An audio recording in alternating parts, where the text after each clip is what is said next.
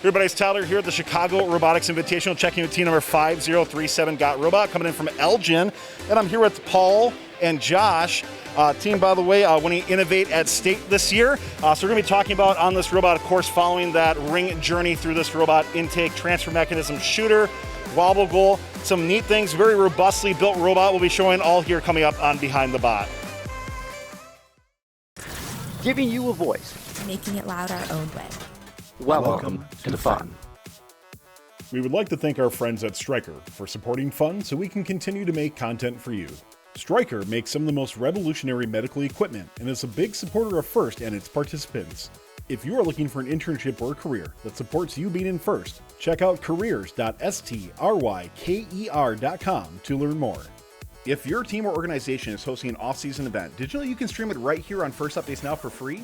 Events that stream on FIRST Updates Now receive an additional 25 to 100% additional viewership because we help you promote your event on a large platform. If you're interested, reach out to us on any of our social platforms, on Discord, or send us an email at admin@firstupdatesnow.com. Let's get your off-season event streaming on FIRST Updates Now. Hurry, dates are booking fast, and we take first come, first serve for all our events.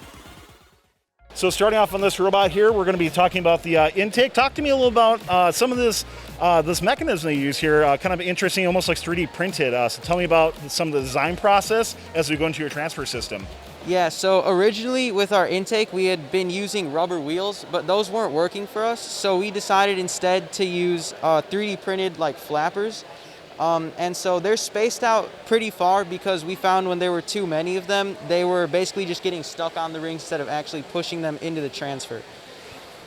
So once they go through the intake, they get to a little wheel, which pushes them into our transfer, which is a big drum. And the way it works is this plate rolls the rings, and they basically roll up the drum, like up and around into the shooter. So one of the things I want to ask you about as it goes through on here, this looks like a very tight spacing. How are you making sure like those rings are coming in, not jamming or anything like that? So the reason it's actually that small is because we were having problems when we had more than one ring going in next to each other. Sure. So we decided to put these rollers on the sides so that only one ring at a time would go in, but it was still wide enough for the drivers to not have trouble getting rings in.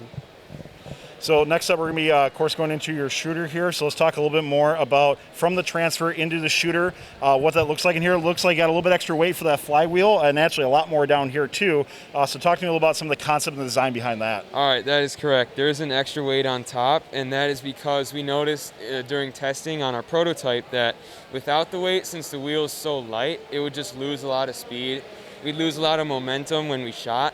So this enabled us to shoot 3 rings in a row with no problem, and they'd all land pretty accurately. So, can we see a couple rings actually go through here and check that out a little bit? Yeah, we can have Josh feed those in. And we're not going to shoot because we don't want to hurt anyone. All right, so the ring will go in with the intake like that. It's very instant, so yeah, let's get the camera here. It'll go in through the intake. This wheel will kind of like just bring them around. It's literally just friction rolling them up the side. Very interesting. So remind me again, what is the point of the big polycard drum? It's kind of just rolling them up the side. Sure. They follow a path through.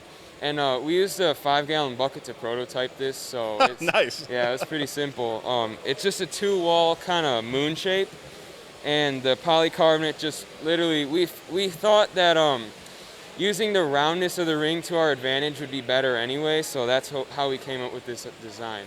Well, wrap us up on this robot here, talking about your wobble goal mechanism. Looks like a couple articulation points on that. So we see some teams that are just kind of doing a straight up arm down. You guys got a little bit more, almost like a wrist going on. Tell me about that. Yeah, we do. So the design behind this is it actually locks out when it closes all the way. So, the servo's on. One sec.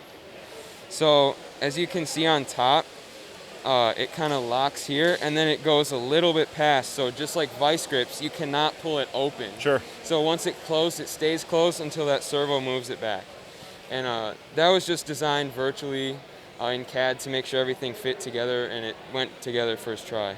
And you talked to me before that your entire robot essentially was designed virtually. Talk to me a little bit more about that. Yeah, so we found that with top-down design, everything fits together smoother, everything works better, everything looks cleaner, and top-down design is basically just taking a CAD software, designing our entire robot based off prototypes, and then we go and make each part individually.